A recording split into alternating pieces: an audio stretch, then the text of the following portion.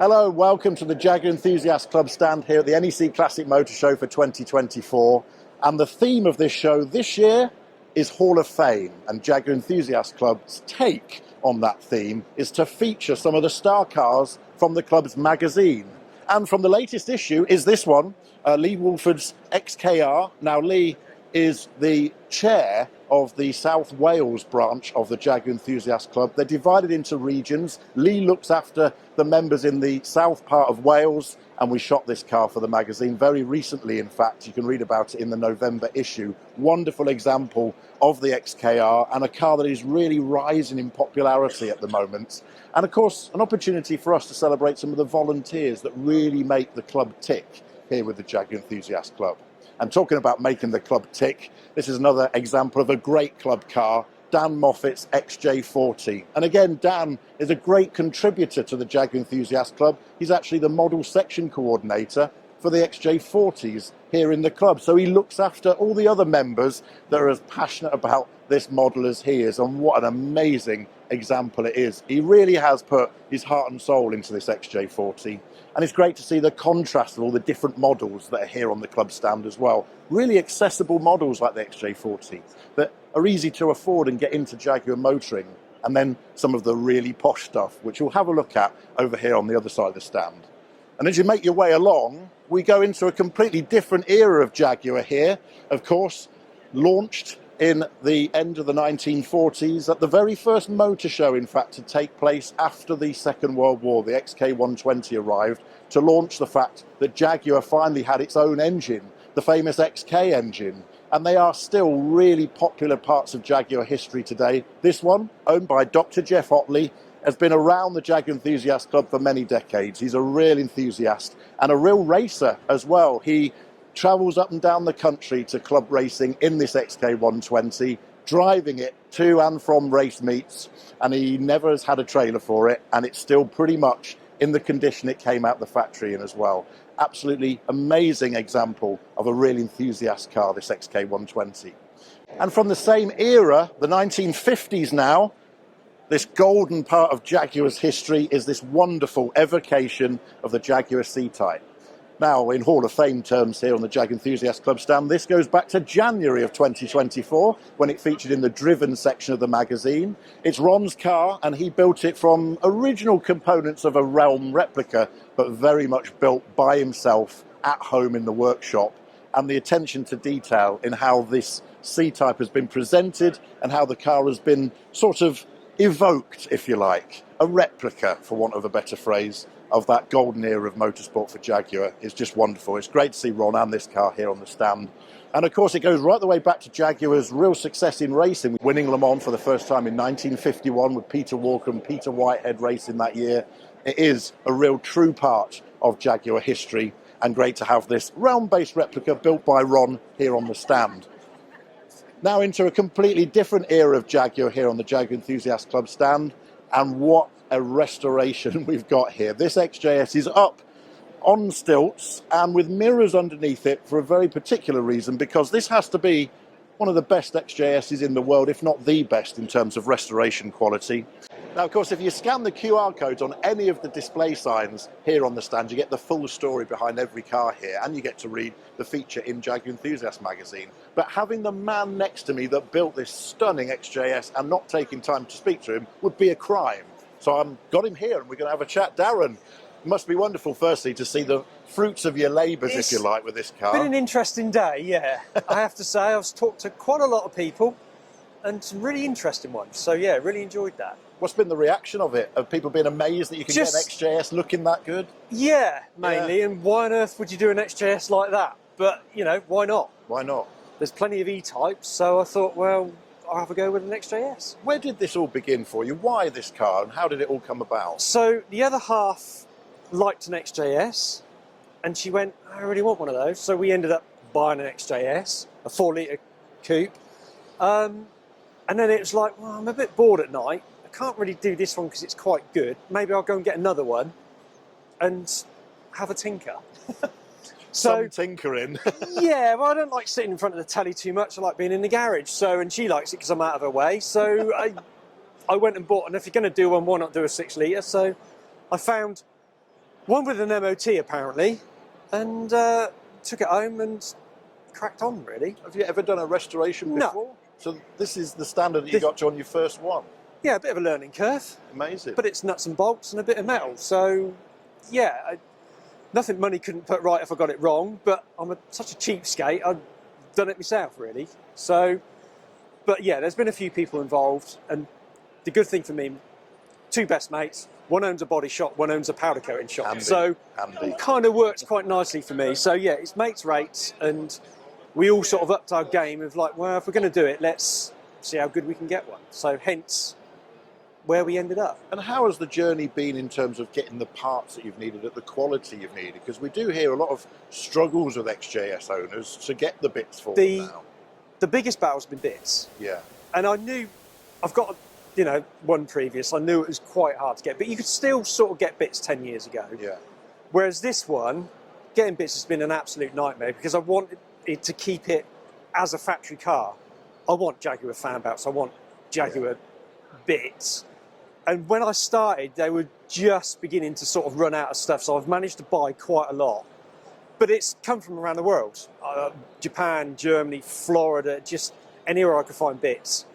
On eBay, on wherever, every night, tinkering for hours. The actual doing of the car's not been that long. Getting bits has been the challenge. The quality of finish that you've achieved, Darren, is just incredible. But as you look back on how the restoration unfolded, what were the things that you did that have made the difference to make this look as good as it does? I think I just like attention to detail. Right. And it was like getting the right badge in. It was like, yeah, just the right stuff for the car. And, you know, a few people pointed out bits I've slightly modded, but there's a reason why I've done it. Yeah. Point in case little screws on top of engine covers. Yeah. Why are they gold? When they ping off, I have half a chance of finding the things again. But yeah, no, it was just how good could we get one and how original could I get one? And we've ended up with this. It's been done for 2 years now, and this really is the first time it's been out of the garage. But the problem is it needs driving. It's got 394 miles on it now, and Wow. you know, I'm getting through it. But it needs running in and a good Sure. drive to sort it. And then I'm sure it will be a lovely car. But at the minute, it's just, yeah, it needs a good run. An Italian tune-up, I think, is the technical term for it. Yes, that's the one. Yes. Obviously, it's 50 years of XJS next year. Yeah. There's a lot going on. I'm going to use it. Good. The line's going to be drawn. Yeah. If it gets a chip, it gets a chip. Yeah. But it just needs using, and people need to see it. Sat in my garage for 2 years is a bit of a waste, I guess. And it was never done for anything other than me doing something in the evenings, really. And like I said, I'm in a fortunate position that I've got two other ones, so I don't have to drive it. So, yeah, what can I say? It ended up the way it ended up. So, Well, as you say, you've got it just in time for the 50th anniversary of the XJS. it wasn't planned, but that's kind of how it's ended up. Half a century. It's incredible to look at this car and think that is half a century Yeah. since it was And this launched. one is a 94, so it is 30 Yeah. years old. Yeah. It's a 30-year-old new car. Wonderful stuff. Darren, it's a real credit to your fastidious attention to detail. No, I thank think. you. Yeah. And thank you so much for displaying it Not here. a problem. on the I'm stand. enjoying it. Whether I will at the end of the 3 days, my legs are hurting already, but, you know, Brilliant. getting through it. Thank you, Darren. No problem. Thanks. We featured this car in the November issue of the magazine within the XJS model section.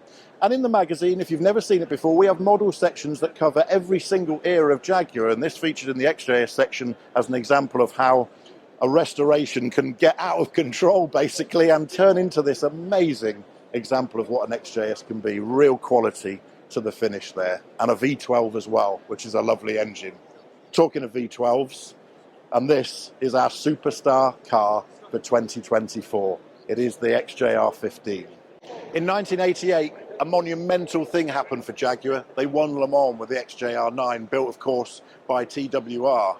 And having won Le Mans in such a spectacular fashion, well, the natural thing to do was to build a road car version of that race winner. And this was the XJR 15. And this is a particularly special one because it's the first one, R9R. This is where the story started for XJR 15. I'm here with the owner now, Andrew Maynard. And when we redid Jaguar Enthusiast Magazine, it was your car on the front cover, wasn't it? Was indeed. Yeah, it was a really special day. It was at Swallows down at Rooksbridge. and they made the workshops available to us for the photo shoot. And yeah, really good day. Yeah, excellent. A brilliant car, Andrew, and it must be an amazing experience just to own it and have this piece of history in your collection. How did it all come about?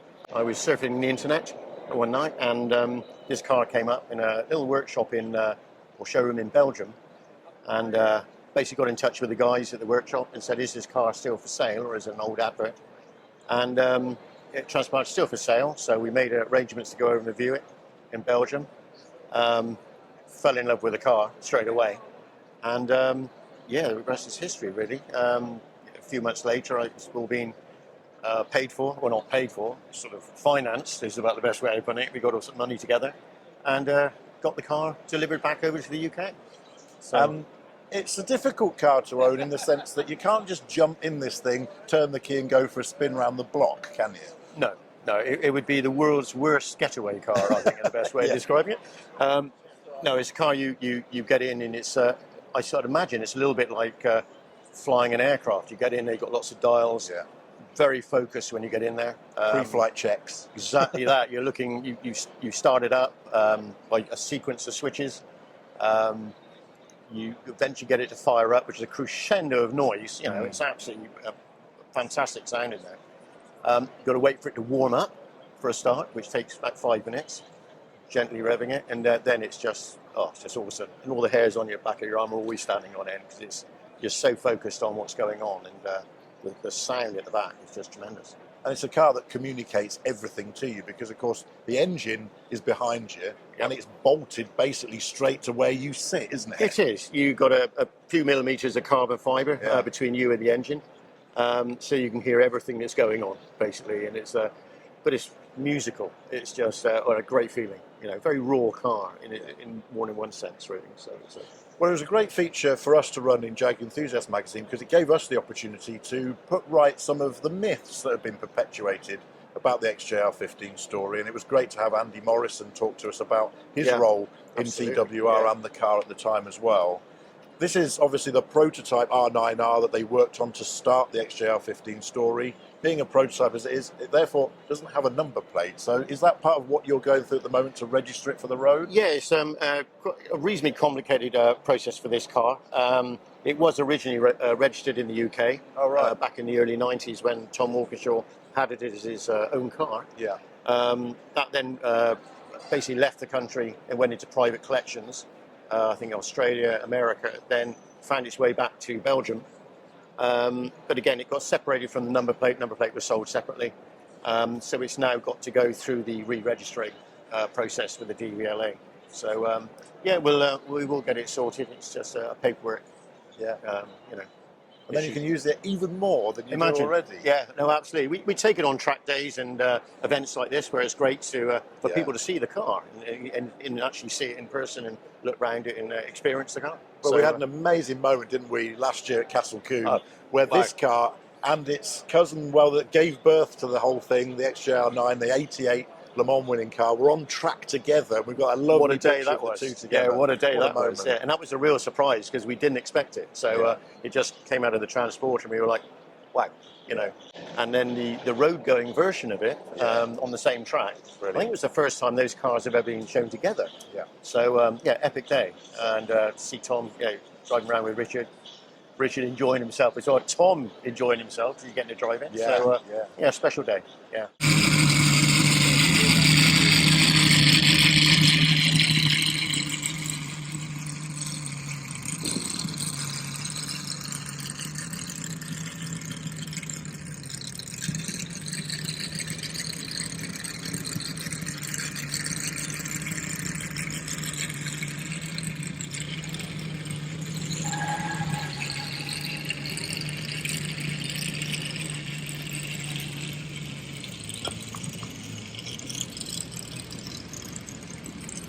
And there you are, a wonderful selection of Car Club members' cars here on the stand, celebrating the enthusiasm within the club, but also celebrating the fact that all of these cars have been featured in the Car Club's magazine, Jaguar Enthusiast, which you can read if you join the club at jec.org.uk.